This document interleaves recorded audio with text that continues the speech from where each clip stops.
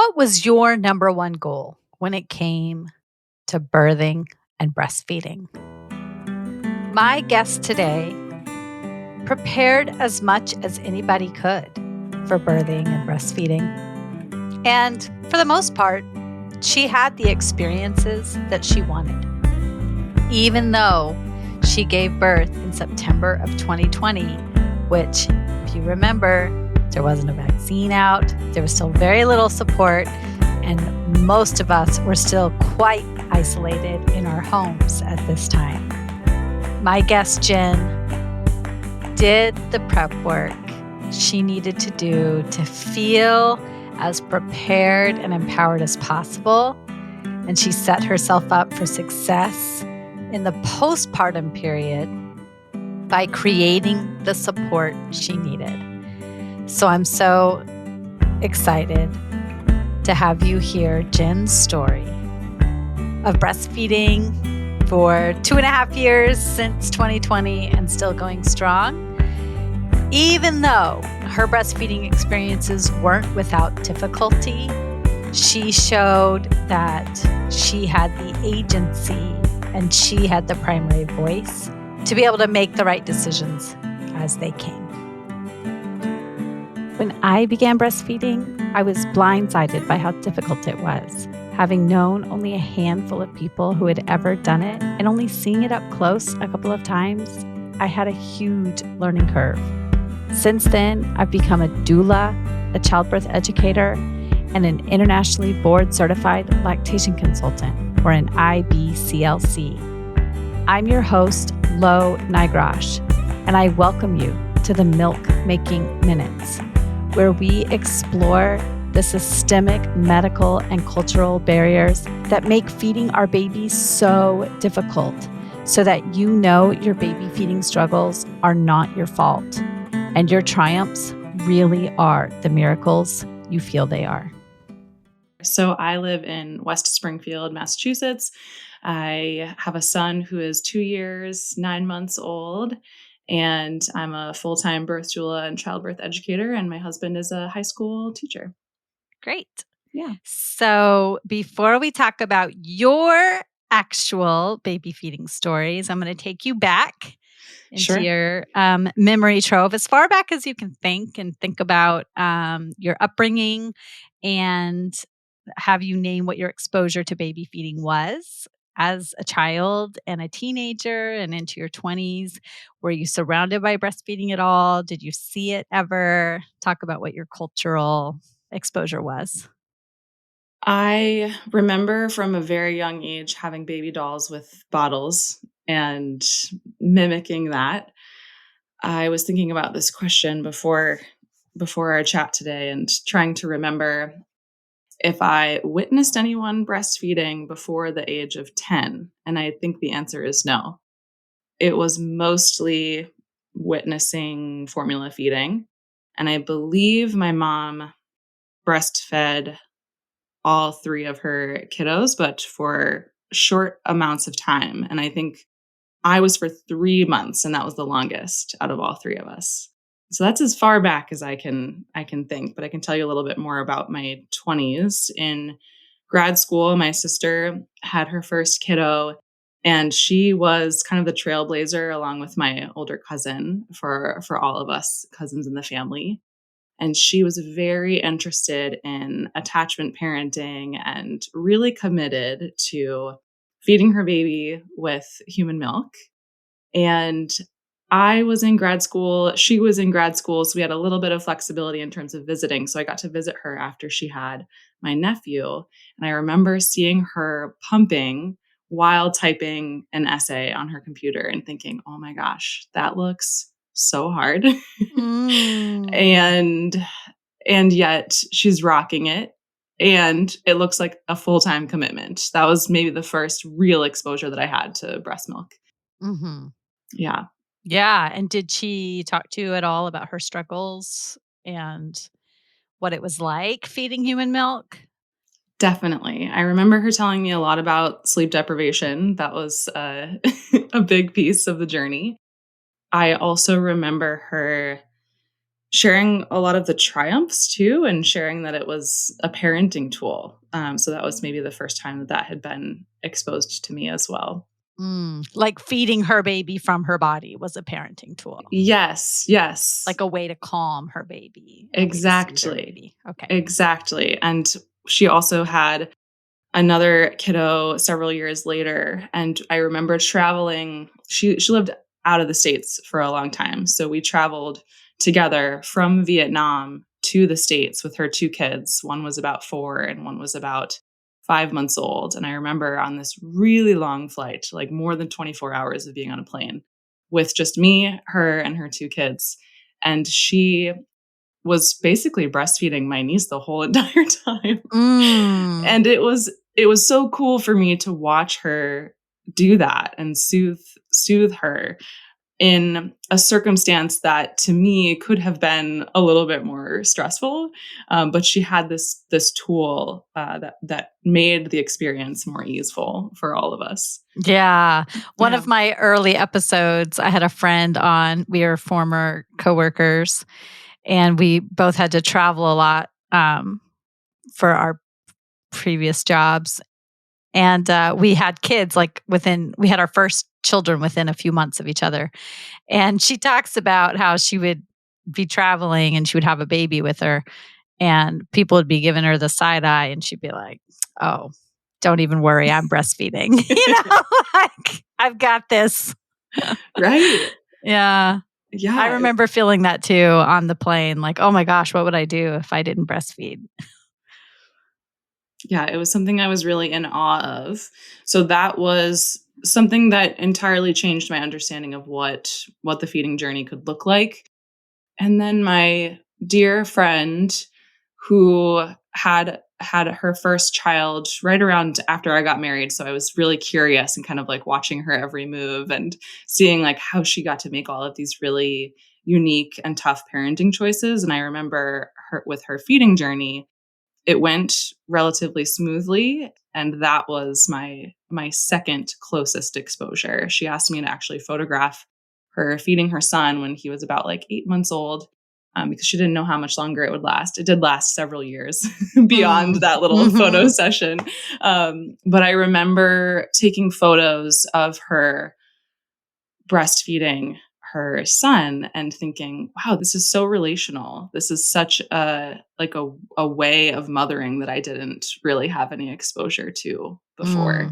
Mm. And I wasn't ready to have a child yet, but I knew in that moment when I saw this type of connectivity, that like feeding your baby could be this type of connection, that I really wanted that someday. Yeah, isn't it so fascinating that those of us who had the privilege of seeing baby feeding in that way then knew that that's how we wanted it to be for us. Whether or Yes. not some people know that that's how they want it, and it doesn't work out for them that way. But to Right. know that when you see that, you want that is Absolutely. pretty fascinating. I hear that a lot. And Definitely. it's interesting that so few of us got to see that. Right. I actually found when I first started parenting, my mom gave me a bunch of old things because grandparents are sweet like that and give you things, mementos that you can add to your collection. And she had this calendar where she wrote down each day something that she wanted to remember about her Oh. parenting journey. I know it's such a commitment. I can't say I've done the same. Like every day for the first year. It's wild and beautiful. And I got to the 3-month mark and I saw it said like today was my last day of breastfeeding Jen, and I'm feeling really really overwhelmed and sad about it.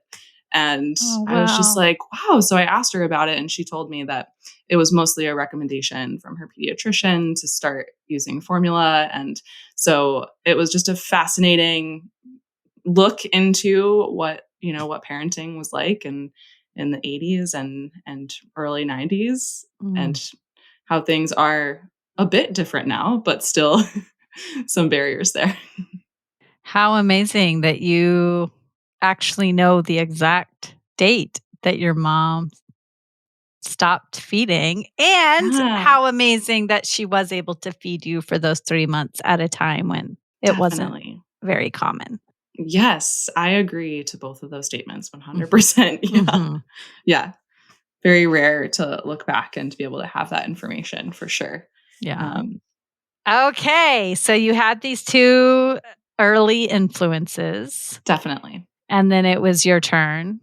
So tell us about, so your family is starting, so what kind of preparation did you do specifically for baby feeding? And then you can move into your birth story as it relates to breastfeeding. It was easy for me to think about breastfeeding because my dear closest friend in the world was breastfeeding her child, and we spoke every day. So my between my sister and a friend that's practically a sister, I was constantly hearing about and seeing the feeding journey unfold in a relatively smooth way. So I had very maybe unrealistic expectations that my my journey would go smoothly as well.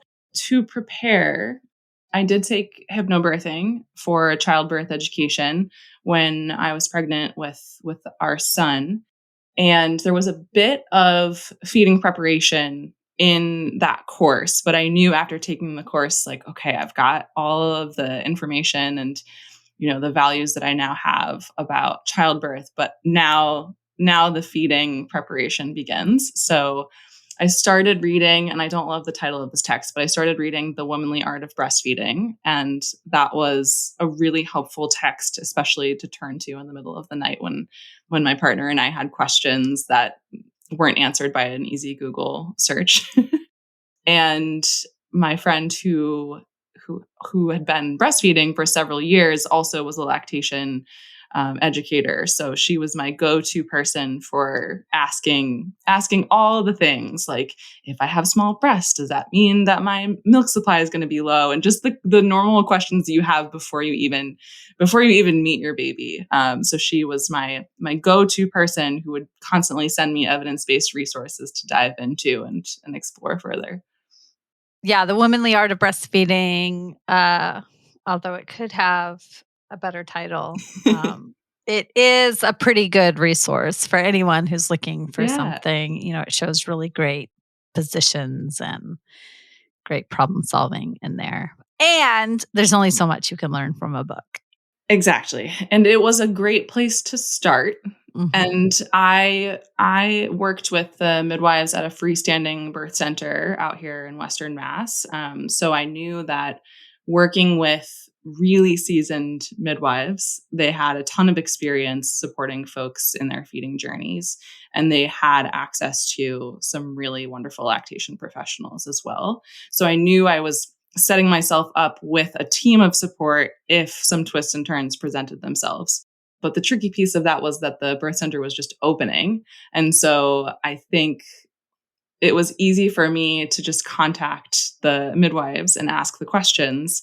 But right now, they have a lactation professional who you just spoke to recently.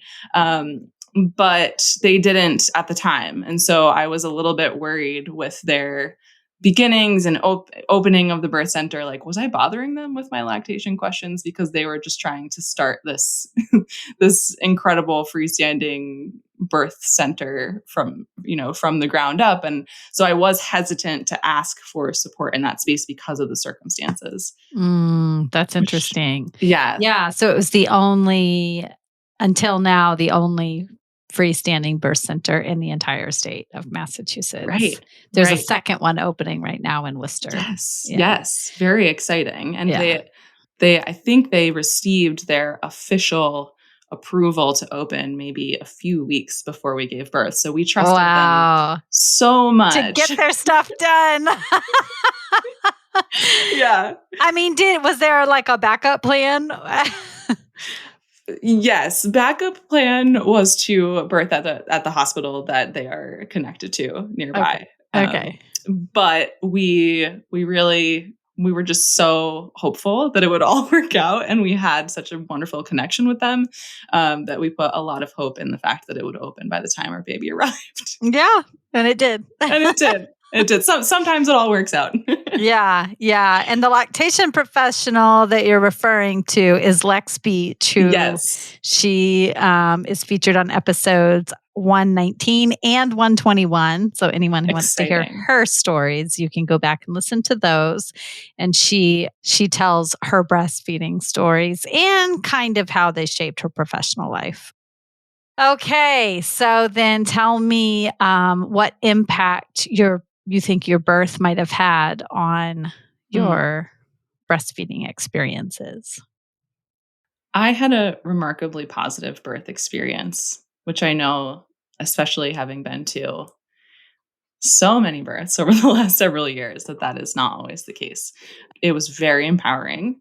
It was altering in all ways. It changed my relationship to myself, my body, and my mind. It was truly incredible. And to have that right at the start of my feeding journey, I think was lucky and allowed me to dive into the feeding journey with my son with a lot of trust in my body. And I'm so grateful for that piece because that's not how it always goes. Right. Um, Yeah. It's really, really hard when you yeah, don't get the birth experience that you hoped for, that you worked for, that you planned for, right. because some people, they do all the right things and it still doesn't work out. And then you start off your feeding relationship with this lack of oxytocin, with Right. high stress. And then feeding becomes way more difficult. Definitely. And I do remember, although I had this positive birth experience and I had this previously positive exposure to folks who had, many years of breastfeeding their children, that I still was nervous. I had a lot of questions. I remember calling one of the midwives in after they stepped out, after the perineal repair took place, and they kind of stepped out to go do some charting. And I remember looking at my partner and being like, "I need them to come back and help me. I need them to come back immediately. I don't know what I'm doing." And one of them showed me how to do a couple of different holds, which I had actually practiced prenatally. I had practiced and I practiced a bunch of different holds, and I thought that would kind of like give me some confidence and muscle memory to hold my real baby. But once my real baby was there and kind of like flopping around and doing all of these like really wild newborn movements, I was like, oh gosh, Yeah, how it's do very different. it's very different. And one of the midwives came in and asked if they could show me how to do the football hold. And he latched almost right away. And I don't have much footage from my birth in terms of photographs and videos, but my husband kind of accidentally took a video of the first latch. And Oh, we found it the other day, and I was like, oh my gosh, my face just was so in shock of the the intensity of just like a new sensation that I'd never felt before. And it's just so cool to have that to yeah. look back on. But the beginning of the journey was really, really smooth. I would say for the most part, we fed my son Ferris, by listening to his cues. He was a very clear communicator from the start. So we did have that going for us. And we gave birth to him at 7:11 in the morning. And because it's a short stay facility, we were home by noon. And we were just very held in those first few days, first few weeks. Mhm. Yeah. Yeah. Last night, as a family, we had the rare opportunity to just have one child at home. We had not eaten dinner yet, and it was getting pretty late, but we asked him, "It's just the three of us. What would you like to do?" And my son said he wanted to take a walk at a nearby reservoir. And neither my husband and I were stressed out about this because we had a refrigerator full of Feast and Fettle, which had delivered home cooked meals right to our front door that we knew when we came home from our walk, all we would have to do was just heat and serve it. So off we went on our walk right around sunset, around the reservoir. It was beautiful, just the three of us and our dog. And then we came home And within 15 minutes, we had the most delicious coconut crusted cod and roasted cauliflower. And we ate it while we played Uno together. And the cleanup was so easy. And it made our evening so amazing after a full day of work and allowed us to connect with our child. And this is why I am so happy that Feast and Fettle is a partner of the podcast, because I truly believe that anything that allows families to spend more time together and less time worrying about all the things they need to do, like getting dinner on the table, is something I can get behind. So if you would like to see what Feast and Fettle can do for your family, go to feastandfettle.com and use my code MILK to get $30 off your first week's order. And let somebody else do the cooking for you and just go take that walk. If you want to have less anxiety and more confidence so that your parenting journey can feel like you always wanted it to feel, then go to my website right now so that you can have a person by your side who not only knows how you feel, but who combines my expertise of lactation with your expertise of your body and your baby to help you make the next right step in your lactation journey, because that's all you really need to do is make the next right step. And right now, that next right step is going to my website, www.quabbinbirthservices.com. And I can't wait to see your name pop up in my inbox or on my phone, on my text messages. Talk to you soon.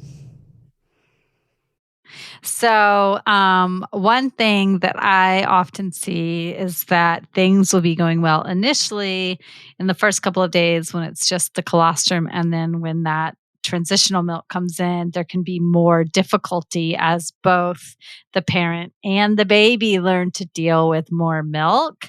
So, tell me about that time for you. Yes, I'm glad you mentioned that. Because we were both learning a new skill, that was constantly something that I was reminding myself. And that was helpful to a certain point. And then when my milk did come in, I think on about day 4, I had quite a challenge with engorgement. My son was a very, very big baby, and he was also a very hungry baby. And I think it took more than the average for the supply to kind of balance out to a point where it was not feeling like an incredible oversupply. So we made it work with a lot of troubleshooting, a lot of reaching out to the midwives, a lot of like calling as soon as I felt like something was off. If I had a milk blister or there was engorgement, I would go on to Kelly Mom and in the middle of the night and look at ways in which I could support myself until I could call the midwives in the morning. But I do remember probably from about weeks 2 to 5 feeling like there were new pains, new sensations that I needed support working out, especially in those cluster feeding times because he was just a pretty ravenous milk monster. Mm-hmm. You know, you were really lucky that you could, call or text the midwives. That's way more support than most of us get. But we evolved in these groups where we were surrounded by all sorts of people who had experienced milk making and milk feeding. And there were just so many more people there taking care of us, helping work through the engorgement, helping us work through any difficulties that might come up, feeding the baby for you so you could rest. You know, if you had a ravenous milk monster, that's okay. There's somebody else there Right. to help with that. And now so many of us are just in our houses alone, figuring this out with no precedent. Right. And when we evolved in these groups, we were seeing this from our earliest days. We might have seen our own parent and older siblings do this time and time again. And there's no wonder that it feels so strange and so new when it becomes our turn, Right. because that's not how we evolved to do this. Right. I should also mention that this was during the time of pre-vaccine pandemic. So this was September 2020 was when we gave birth to our son, and that played a huge role in our feeding journey, fortunately and unfortunately. So there's a bunch I could say about that. Yeah, in some ways, I've had a lot of people actually who gave birth during the pandemic, pre-vaccine pandemic. And, in some ways, they felt a little more like, oh, they could be at home focusing on their family, not as many people coming in to disrupt that postpartum time. And then in other ways, they were like, oh my gosh. I had one guest, New York City, pre-pandemic, and she had a cesarean and she left the hospital like within 24 hours to just heal at home with Wow. no help. Wow. Yeah.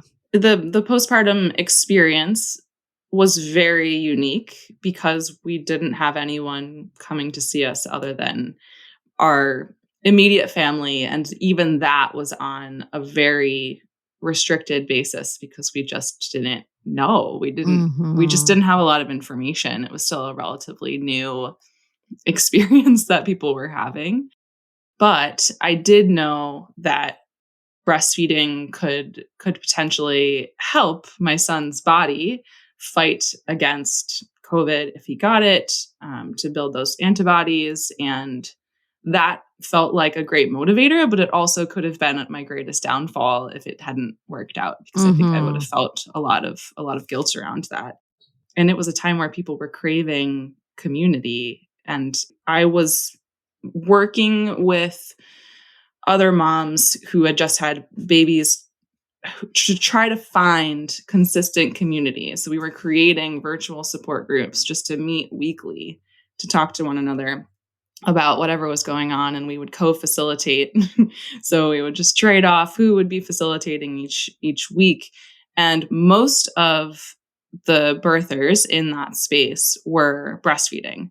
So I had that advantage as well, that we would be on the screen like 10 moms or so, 10 gestational parents who were feeding their babies with human milk. And even though we weren't together, it felt like a circle of community. It felt very instinctual, and at the same time we were learning about the struggles that others were having and helping each other through that process. Like, I wasn't the only one who was dealing with a milk bleb, or I wasn't the only one who was having a baby that spit up more than usual.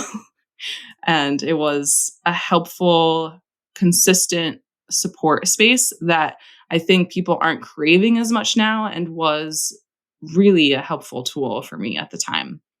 I think people crave it, but they're not going to the right places to get it. I think that too. Yeah. I think they go to the big groups on Facebook and, maybe they go on Instagram and follow particular influencers and they try to get that connection there, but it's not the same as having a group of people who and can form a relationship with, even if it's on a screen. It's a totally different thing. And there are studies that show us that the thing that makes the difference between meeting your breastfeeding goals and not is how supported you feel. And that's not just by your IBCLC or by your Right. midwife. It's by the people you surround yourself with and those who have a group of people they can go to week in and week out to ask these kinds of questions. And sometimes those group of people are like, yeah, that's not normal. You need to go see an IBCLC, you can kind of learn what is in the range of normal and what's not by hearing so many experiences of other people feeding babies. That's Right. amazing that you were able to create that. It was pretty incredible. It stemmed from a prenatal yoga group that we Mm. had met, and I was craving community so badly during that very isolating time that I would just like stop during the middle of yoga class and like put in the Zoom chat to one of the other moms like, "Hey, I'm this many weeks pregnant. I'm looking to kind of just find some new friends who are also in the similar season of life. And then we'd start like emailing and texting and meeting up at parks and socially distant spaces. So it definitely required some effort. And I think it also required a lot of folks to step outside of their typical friend making comfort zone. And I wish I saw more of that now, but it's something it's a good reminder. Yeah. Yeah. Are you still in contact with those same people? Yes, we are all in contact. We get together every so often. Our kiddos are all toddlers now, and some of these families have two children now, so it's, as you know, tricky to get together. But when we do, there's definitely there's a strong layer of connection, and we've all had very, very different feeding journeys too. Yeah, that's great that you can Yeah. just be there and support each other despite how it turned out. Definitely. Yeah, and I would say my greatest challenge with Ferris was actually the oversupply, which caused, I think, quite a bit of a spit up issue, which we got checked out by all of our providers, and everyone just kept coming back and saying like he's just a happy spitter. And I eventually, after many, many months of talking with local practitioners of all different kinds, chiropractor, pediatrician, the midwives, lactation professionals, and just getting all of the different feedback and resources. He really just was a happy spitter, and he would just expel what he didn't need. But it became a part of our lifestyle to just like be constantly covered in breast milk and burp cloths. And I had such an oversupply that I was still wearing breast pads regularly until like the beginning of his second year of life. Wow. Yeah. So, did you ever try to do anything to mitigate the oversupply? Yes, we did. You're like, of course I did, low. Yeah. Like, dumb question. What were the things you did to try to mitigate your oversupply? I'm trying to remember what specific things. Block feeding comes to mind. That comes to mind. I think I tried some things that were not really lactation professional approved by just being like, if I wait a little bit longer, then Mm, that created an opposite problem. It always was just like a problem until we got regulated again.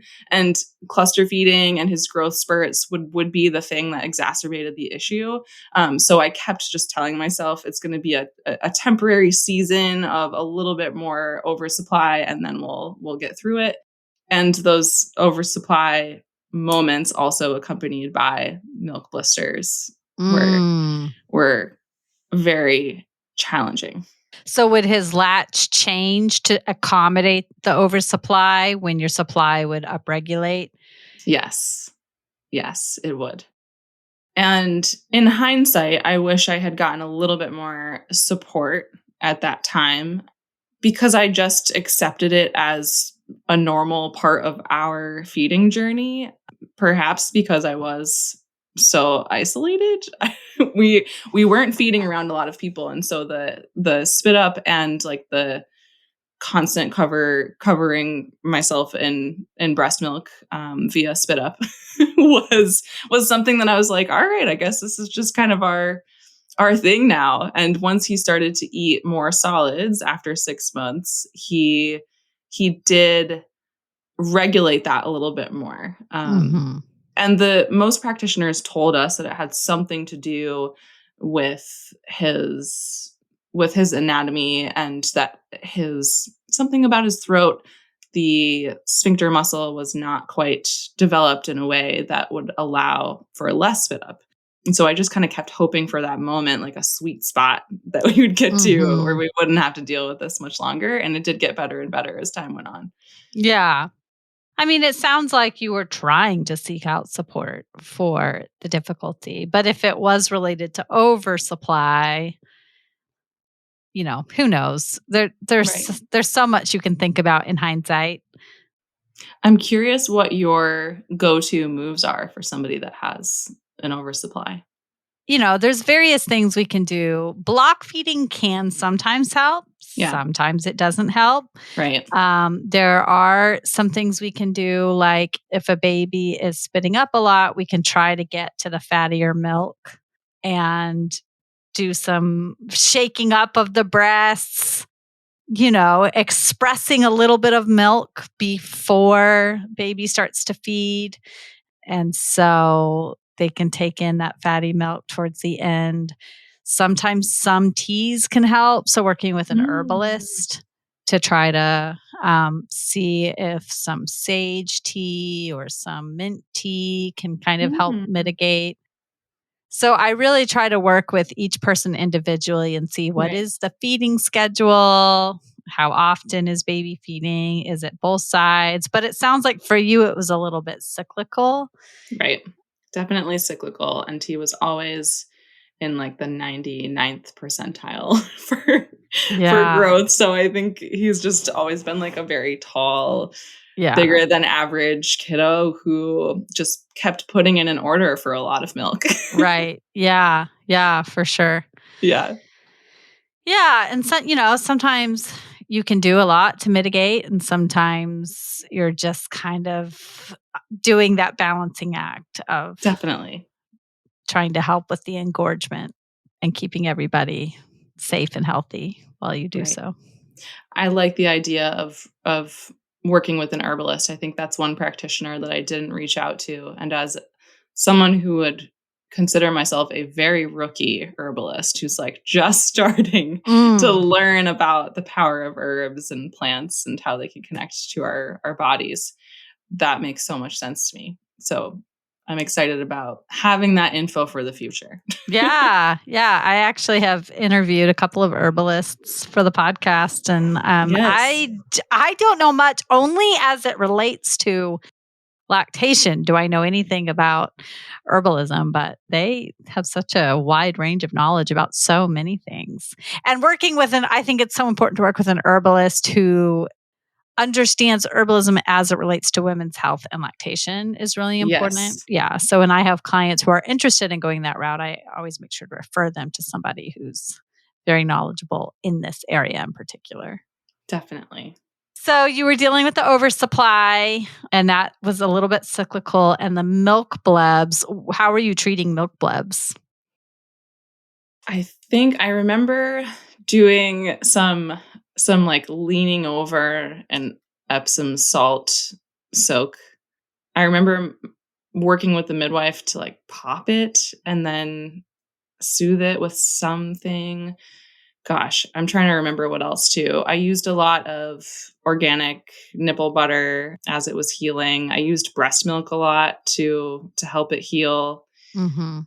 It was very challenging. I think I try to forget about it 'cause Mhm. Yeah, Yeah.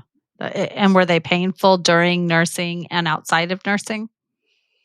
definitely. More so during nursing. I think from about 4 to 6 months, there was a time period where it was just almost excruciatingly painful when he was nursing, and I would just cry when he was nursing, and I ended up going in to see the midwife and just had her look at it, and I was like, "This is the thing that keeps coming back." And so we talked about, I forget what we had talked about, using something like sunflower lecithin, but I know like some recommendations around that have changed. So yeah, a lot has changed in the last couple of years in terms of like what's recommended to do with that. So that's what I remember. Yeah, that's challenging.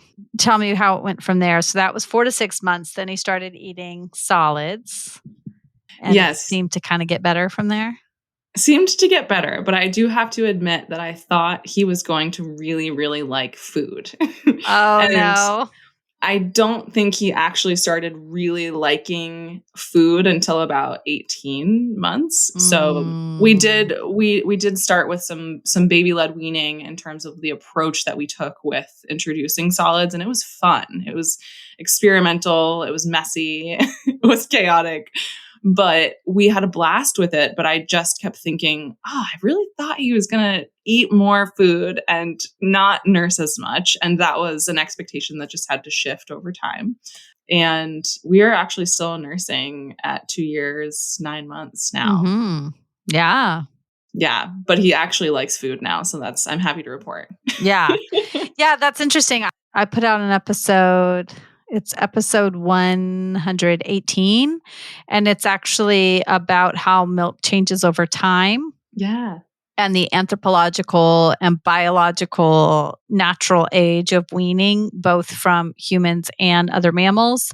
And one of the things that I mention is that often when a child is still breastfeeding, but they're not too into food, often they get told, well, if you wean them, then they will be more into food. But actually, what we see in the data is that if you wean them, that child might fall off their growth curve because they receive so much caloric intake and also so much high protein. It's lower in fat intake by the time they're toddlers, but so much good nutritional content from the milk that they are receiving so much great stuff from the breast milk that it creates a great supplement for kids who aren't too into food. And that if you remove breast milk, then that's when you start to worry about them falling off their growth curve. But if a Right. child is not too into food and they're still breastfeeding, you actually don't need to worry because Right. eventually they're going to be into food. And if they're not, that's when you would see a feeding specialist. Right. Um, but they will eventually be into food and show less interest in breast milk. And that's why breast milk changes over time to meet the needs of that growing child. I just listened to that episode of Oh, yours, you and did? it was very validating.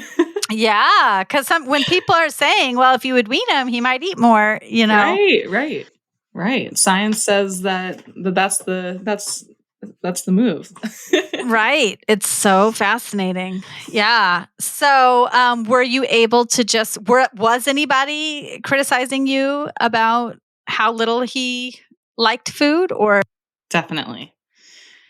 Yeah, I think some family members were maybe surprised because there wasn't a lot of previous exposure to breastfeeding beyond 3 or 6 months, and there are other family members who have a different feeding journey, and so it can be tricky to see like different cousins sitting next to each other at the table eating the same meal and eating a very very different amount, and then the meal that my son is not eating as much of starts to look like a concern, but I'm also still breastfeeding quite a bit, and so that information sat well with me but was tricky to explain to the onlookers of that situation. Yeah, it was very, very interesting. And I also do remember a conversation with our former pediatrician. We ended up shifting to just find someone whose values aligned a little bit more with us. But they had mentioned something about starting to wean from night feedings and starting to also make sure that we take a cloth and wipe the back and wipe his teeth after I nurse him through every night feeding so that he wouldn't get cavities. And I just remember thinking like, I don't think this is evidence based, but something tells me something tells me that I'm being a little bit judged for continuing to nurse and not wiping his teeth after feeding him in the middle of the night. Yeah, if he were prone to cavities, it might Yeah, be something you needed to do. Like I nursed my daughter I nursed my son until he was 3.5, and I nursed my daughter till she was 4.5. cool. And my son, to this day, he's almost 10, has never had a cavity. My Right. daughter, who is almost 6, has had a mouthful of cavities. Got it. And so when we went to that first dentist appointment where she had so many cavities and I was still breastfeeding her, of course, I did not tell the dentist I was still breastfeeding her, but I left that information to myself. But I Right. knew that the way that certain babies' mouths, the oral anatomy shapes up, Right. if any sugars just stay in the mouth for any amount of time, including the sugars in breast milk, it could lead to decay. Is it going to be the primary culprit? No. However, because I had a child who was still breastfeeding through the night, I did decide that and because she was like, I don't know, 3.5 at that time, I was like, you know what? We are going to stop breastfeeding through the night. But that was a choice I made. Nobody told me. But she had this mouthful of cavities. And I thought, I can do this one thing to see if it's going to Mm. help. Did it help? No. She continued to get tons of cavities after that. And it turns out she is just genetically predisposed to cavities. Right. But, when it comes to the cavity thing with teeth, Right. unless there is a problem, if there is a problem, then yes, let's make sure to prevent more problems from happening. But typically, most toddlers who are breastfeeding through the night are not getting cavities. Right. Right. That's what I thought too. Yeah. Thank you. Thank you for sharing that. And we did stop breastfeeding through the night around, I want to say like right around 2 years. And that actually made the biggest difference in the supply issue that I had been having Mm, all along. hmm And it was a game changer. It all of a sudden started to feel like, oh, even though I don't really see an end in sight, it feels okay. It feels okay now because I don't have these additional issues. The milk blisters stopped, the engorgement stopped, having to wear breast pads stopped. It just became a little bit more of a thing that I also looked forward to, and that felt really good. And was this something that you initiated, the night weaning? Yes, Okay. definitely. Yeah. You're like, oh, yeah. Yeah. So tell me about how that went, night weaning. Oh goodness. Well, I had been away in through the nights previously because when I'm at births, we don't know when they're going to happen, and sometimes I'm gone for 3 hours and sometimes I'm gone for 3 days. We had gotten to a point around maybe 18 months or so, 18 months postpartum, where he wasn't taking milk through the night when I wasn't there. So I started to kind of think about, if I'm not there, and he's not taking in milk at night, that gives me an inkling that it's not really a thing that we need to do together on our feeding journey anymore. And so I started to kind of dabble with it. And when he would ask for a feeding in the middle of the night, I would be like, oh, no, no, like we'll wait till the morning. We'll wait till the morning. And it wasn't working. And so we continued until he was about to nurse through the night because it just felt like he was not ready. We were not on the same page. And then I started having conversations with him about it and saying that we were going to continue our feeding journey. He calls it Milkies. So we're going to continue doing Milkies when the sun shines. And we started reading that book about I forget what the title is. I think it's Milky's When the Sun Shines, yeah. actually. Yeah. Something, I think that's the title. So we had that book, we started reading it, talking about it. And I ended up actually sleeping at my parents' for 4 nights in a row.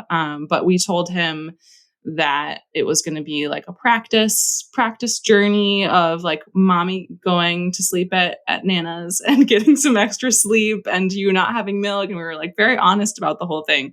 And there were, for the first 2 nights, he was a little bit uncomfortable and showing some signs of confusion with my partner. But after the first few nights, he was really cool with it. And when I came back, he did not ask for it in the night at all. Wow. Yeah. So I didn't ask anybody for advice on how to do that. I kind of just really tuned in and went with what was going to work for our family during that time and season. It made what I thought was going to be the end of our feeding journey feel like we could continue. And that made me feel just so grateful. Yeah, I love Yeah. that. I Yeah. love that. That sounds great. And the fact that you thought about it before and then you realized, okay, he's not ready, and then you felt like you could try it again Right. when you could have those conversations. And I always tell people when I'm having weaning consults with them Mhm. that you're never going to mess anything up. So even if you try and then you're like, okay, this isn't working, and you want to change your mind, you can always change your mind. You can Right. always change course. You can always say, okay, I'm going to try it for a week. And then if you're too tired to keep holding the boundary, you can go back. You're not going to mess anything up. And so it's really great that you just tuned in to what you needed to do and you found a way to do it. That sounds fantastic. Yeah, I like that. I'm going to remember that permission to myself that like you're not going to mess things up. Just listen to yourself and take it one moment at a time. Yeah, I think we get all these messages like, no, you got to hold the Yeah. boundary. And I say to my kids all the time, I might set a boundary. And then I'm like, you know what? I'm feeling too tired to hold that boundary today. So Same. we're going to lift the screen time limits right now, whatever it is. And they get Yes. that. They're humans too, Right. Absolutely. Especially as a toddler parent, that very much resonates with me. Yeah. Right. Yeah, amazing. So you're still continuing, and now that the night feeding has gone, it gave you more energy and you felt more connected during feeding during the day. Yes. I felt like I could continue in a way that worked for both of us. Mhm. And that was something that I was missing for a little while. I even remember texting Lex a few times being like, I'm not sure how Yeah. much longer I could do this. And I think she probably waited for me to continue saying, I'm not sure how much longer I could do this. And then she was like, oh, she's got it figured out. Yeah. Yeah. That's Yeah. great. And I'm sure I'll get to that point again and reach out to a lactation professional to figure out what that might look like. Yeah. Or not. You figured it out on your own for night weaning. So That's true. yeah. I think I'll need more support with this with this one. Yeah. Well, thank you so much for sharing Thank your you. feeding journey with me. It's really a beautiful one, and it's one of those great ones where it's not entirely void of struggle, Right. but it shows what it can look like when we set ourselves up to have success and to have the support that we need. And so it's really great that you were able to do that in a time where so many people had so few support systems available. Yes. Incredibly grateful for that. Awesome. Thank you. Thank you. A story like Jen's reminds us that setting yourself up for support really can make all the difference. One of those ways that you really can set yourself up for support is by going to feastandfettle.com and using my code MILK to get $30 off your first week. You can have home-cooked meals delivered right to you, whether you are pregnant currently or in the postpartum period. Why not let somebody else plan and cook your meals for you? You really do deserve to let somebody else carry that mental load for you. Another way to find support is by joining my Milk Making Minutes community group. This is a place where both parents and professionals come together to discuss the barriers that exist that make feeding our babies so difficult. So in those moments when you are wondering, why does this keep happening? Why do I feel so frustrated? Or everything's going fine, yet I still feel so lonely. It's the place where we can discuss those barriers, where we can detangle why things feel so hard, even in the best of baby feeding situations. So join my Milk Making Minutes community group on Facebook. I can't wait to see you there. Bye.